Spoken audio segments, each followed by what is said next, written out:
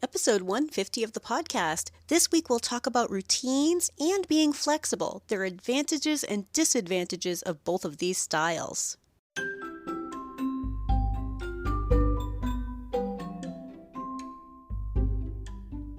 You're listening to the Creating Great Grooming Dogs podcast. I'm Chrissy Newmeyer-Smith. I'm a certified professional groomer, a certified behavior consultant for canines, a certified professional dog trainer, and the owner of Happy Critters in Nashua, New Hampshire. And this, my friends and colleagues, is the podcast where grooming and training meet. For many of us, for the human end, routines can be super helpful. So as groomers, we're often taught to do things the same way or in the same order. And the reason for that is because it will help you with your speed and your efficiency. It'll help you prevent missing or forgetting something, like, oh, did I do that dog's dew claws? If you have a routine, you're less likely to forget. And it will help you put some of your work on autopilot. And for many of us as humans, we form patterns and routines even when we're not trying to. Many humans, but not all humans. And some humans struggle with routines, and we'll talk about that in the next part. But the routines are something that most of us are trying to have in our workplace for grooming. So do routines help the dogs? And I'm going to say sometimes, because every dog is different and every dog is an individual, just like we as people are. So for example, my border collies would love to have everything in their lives as a set schedule. Oh man, they would love that. But the poor little guys, that's not what they have. But they're border collies. They're bred to think about patterns. It's part of what we like about them. So some dogs don't necessarily pick up on routines. And I kind of imagine that they must live every day as a big surprise, which is kind of adorable, right? That's just my thoughts on it. But a lot of dogs don't pick up on routines very quickly, and other dogs do. Now, I'm going to say in dog training, we talk about behavior chains. And it's another way of saying a routine. So behavior chains can be really helpful for dogs and helpful for people because those are routines. Everything in a particular order can become very comfortable fast, can become comfortable faster than it would have if we were doing things out of order. A great example of the routine is flyball. And I don't know if I've really mentioned that I compete in flyball with my dogs and my last girl too, so love flyball. Flyball is a routine. Different than agility, which is always going to be a different course, or a rally, which is always a different course. Flyball is always the same. There are 2 lanes set up. The dogs are racing team against team, but the dog goes down the lane, over 4 jumps, hits the trigger box, gets the ball, carries it back over 4 jumps to their handler for some type of reward. That could be tug, that could be treats, that could be tug and treats, but that's the routine. It's always set. And because of that, we teach each part of that and lump them together so that they're always going to be the same routine. The same routine. Routine is really, really helpful. Now, another example of a routine for a groomer and for dogs, when I clip dog nails, I like to start with the right front foot, outermost toe, and clip all 4 nails and then check for a dew claw. Then the left front foot, check for a dew claw, and the other 4 nails. So I'm actually standing beside them so that I'm working away from me and toward me. This is just the way I do it. And then I do the same on the back feet. Their right back foot, pick it up, outer toe, all the way in, check for a dew claw. Pick up their left back foot, check for a dew claw, next 4 toes. And because I do that same routine over and over and over again, the dogs that I groom, that I do nail clipping on, shift their weight in anticipation of the next foot. So this indicates to me that they have learned the behavior chain. They have learned the routine. It also tells me that they're calm, comfortable, and cooperative, right? They're shifting their weight. They're anticipating what is going to happen next. And there's some real value to that when we talk about dog training, because that's a behavior chain that they are now in on. Now, that's my way of doing nails. Everybody could have a different way. So, interestingly enough, even if a dog is really comfortable with nail trimming, sometimes I have a dog who is new to me, and I'm doing it in a way that they're not familiar with, even though they're good for nail trimming. But if I switch up, if I ask, oh, he's used to having it done from in front, not from underneath. Okay, suddenly that same dog is like, oh, this is more familiar. So the routine is different than my routine, but that dog has their own routine. Okay, it's still a routine. So I want you to be thinking about that. That routine for some dogs is something that they fall into also. I think that, and I know I'm being anthropomorphic here, but I'm going to say because it's familiar, it probably helps them be calm, comfortable, and cooperative and relax into the process. So for some dogs, breaking away from the routine can seem to be unpleasant. And I'm saying seem to be unpleasant because if we break away from the routine, for example, me doing my routine on a dog's nails when their routine is different, what might I find? That dog can become wiggly. That dog might be resistant. That dog might yelp. That dog might try to dance off my table. So I want you to think about, even if they're really good, they might decide, whoa, this is weird. This is weird. So when we're doing weird stuff and things to them anyway, we can be more aware of that and help them by having routines. Now, here's another example, one from my own dogs. Yeah, so one of my guys got really, really muddy. He's super muddy, and my husband decided he needed to put him in the tub to rinse him off. And my guys are really, really good in the tub, but Daddy does it different. And Poe was pretty convinced that you don't turn around in the tub. But he did. He was just resistant at first. Because Rick's like, do you not have them turn around in the tub? Because I needed to see his other side. I'm like, yeah, I usually don't. I don't need to see his other side. My dog was pretty sure that Dad was doing it wrong, but was willing and played along. And that's what I mean, is that there's a routine that they're used to. And because of that, they're also kind of on autopilot. So if we can help them with the routine, they can also feel secure and feel like this is normal. This is part of being on autopilot. Now, like I said, some dogs love routine. Some people love routine, but then we also have the opposite end. And not everyone is like that. So I find for people who love routines, there are times when routines are not helpful. So when is that? That's when a dog is having a difficult time with your routine or your procedure or the challenge. And sometimes we as humans are too rigid with our routines. And we don't even know it because we're like, I'm doing my job. I'm doing the thing.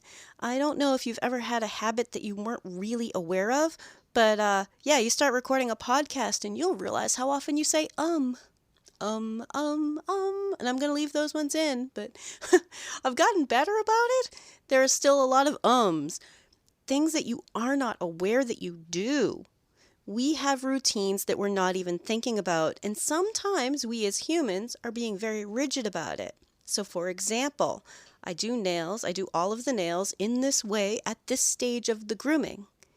And we don't necessarily think about leaving some wiggle room for the dog who can't handle that.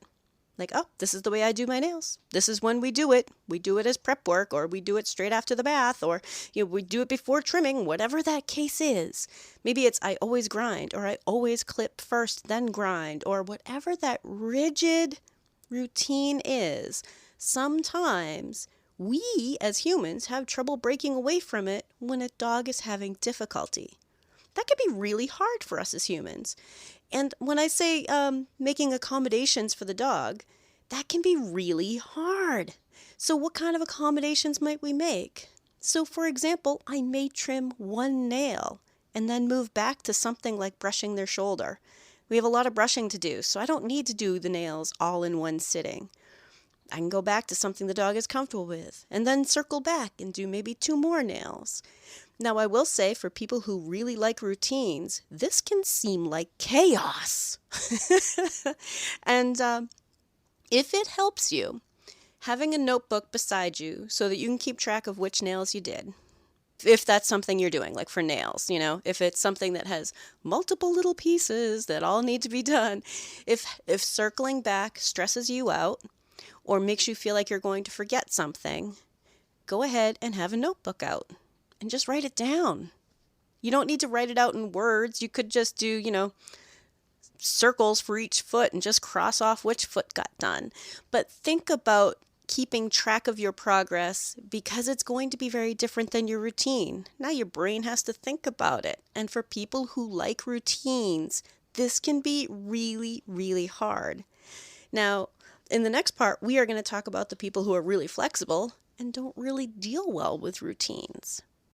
If you're enjoying this podcast, please remember to subscribe so that you don't miss any episodes, and tell all of your friends. So let's talk about flexibility. For many of us on the human end, routines are really difficult to establish. Some people even find routines a bit stressful. And I'm going to share here that I'm kind of in between. I like small routines. For example, like doing the nails in the same order. I like that kind of small routine, but the idea of a rigid routine, like doing the exact same thing all day, every day, like an office job, would kill me. I just can't do it. I like to change things up, like being house call and having a different grooming setup at each and every house, every day being a different place that I'm going to. I like having change. I like being flexible and adaptable, but I'm kind of in between, thankfully, because when I need to adapt, I can. Because when does this help the dogs? So I'm going to say the people who don't rely on routine here have an easier time. Because adding steps for a dog who needs help, or switching the order of their routine without feeling stressed about it, without worrying if they're going to finish. And some dogs need us to reevaluate our routine to accommodate them. So the people who are really flexible, who have trouble with routine, sometimes do really well with these kind of behavior cases because they're more adaptable. They don't worry about routines anyway. So they're like, well, I'll keep track if I got all the nails done, you know? Did I circle back and get the left eye? Yeah, okay, I got the left eye. Sure, yeah. They're more easygoing. They're kind of just circling around the dog and just getting everything done in whatever order they chose that day.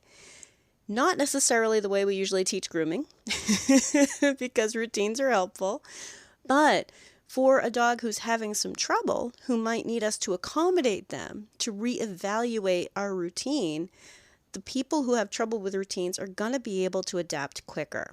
So, for example, you're going about your drying routine, and maybe the dog has trouble when you get near the ears. Now, people with a very rigid routine are going to have some trouble here. People who are more flexible are already like, well, what are we going to do next? And here's where I usually am trying to tell groomers, the dog's having trouble near their ears, this is your decision point. This is where we make some changes. And it's time to think about the dog. Is there a medical reason why this dog is acting this way when the dryer got near their ears? Is it the volume of the sound? Is it just like, would it change to maybe a happy hoodie or cotton in their ears or wrapping a towel around their ears? Would that help?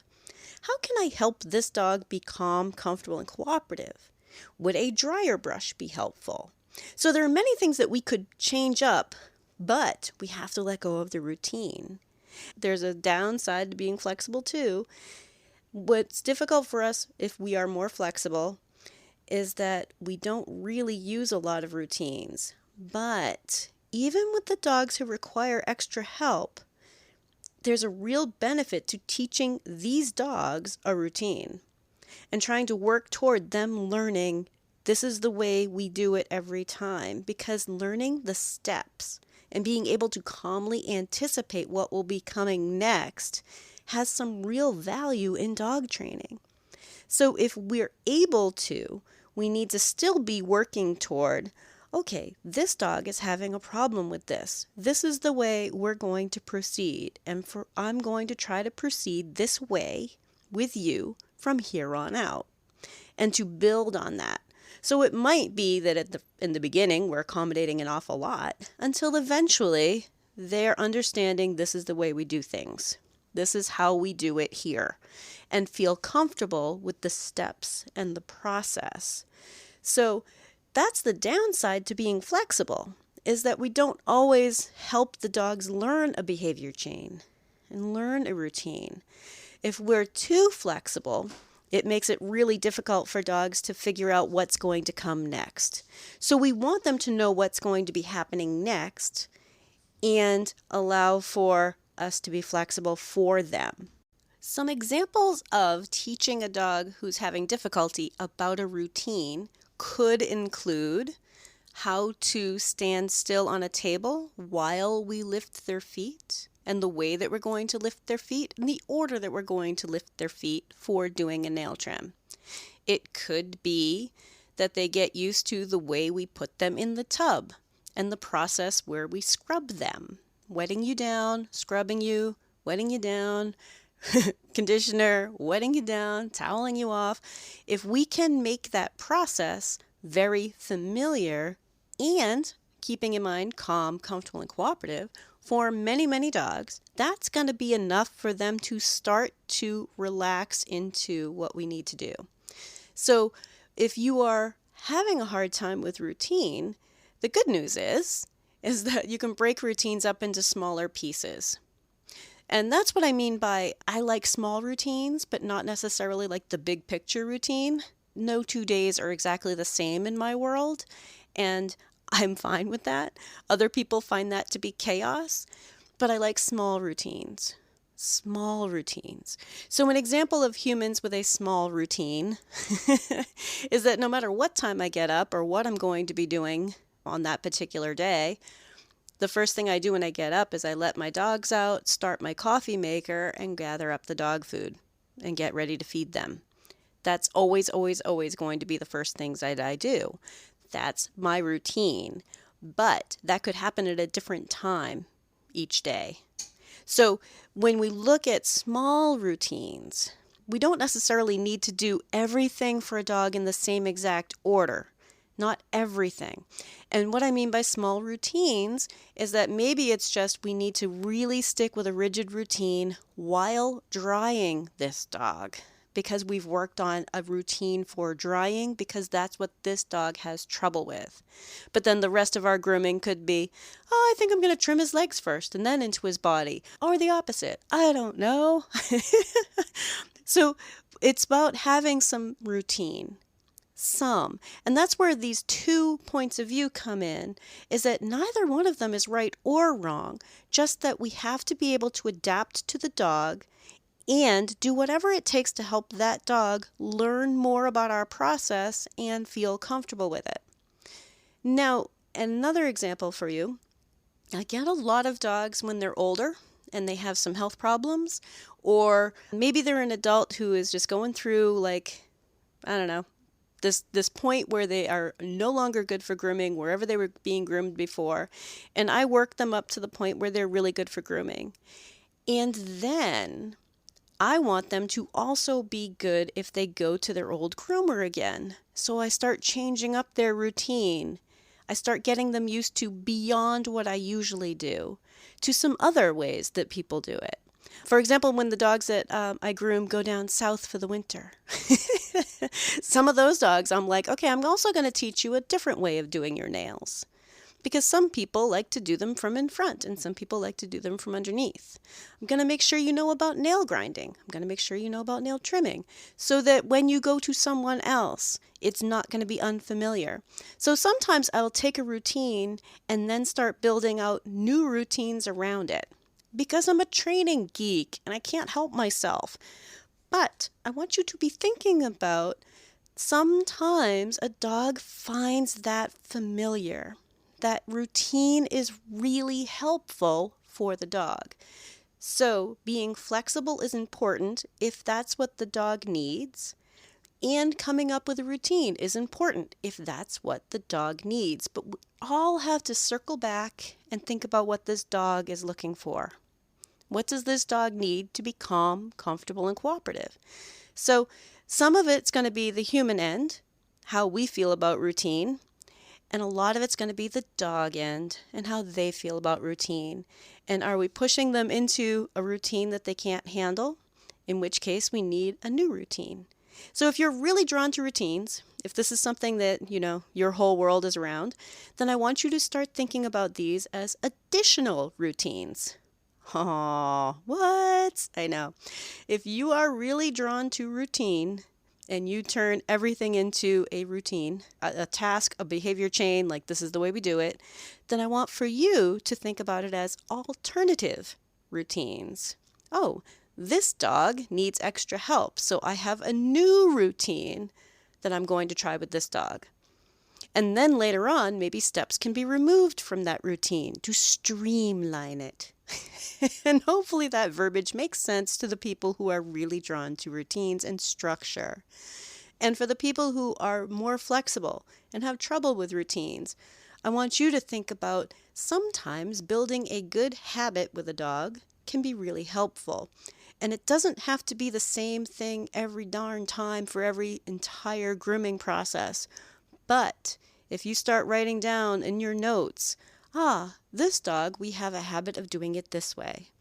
Sometimes I find for people who are more flexible, who maybe think of themselves as ADHD, the idea of, this is the way we've been working on it, and this is the habit we're trying to build, doesn't seem as intimidating as the rigid structure of routine. So be thinking about writing extra notes. Did it in this order, and dog was good. Maybe continue to do it in that order so that the dog can continue to learn. So for you, it might be better note-taking just to remember which way you did things and how the dog responded so that you can replicate that next time. And that might be what helps you, as a more flexible person who isn't really good with routines, help the dog learn some structure and help the dog learn how to anticipate what is coming next. If you'd like more information, you can find me at Chrissy@happycritters.net, happycrittersdogtraining.com, or you can join the Facebook group, Creating Great Grooming Dogs podcast, or the Facebook page, Creating Great Grooming Dogs. I really look forward to hearing from you.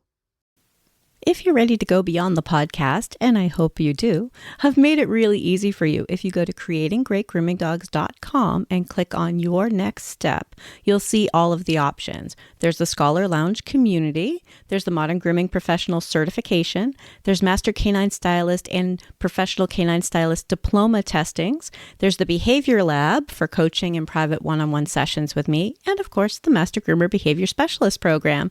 So go to creatinggreatgroomingdogs.com and click on your next step.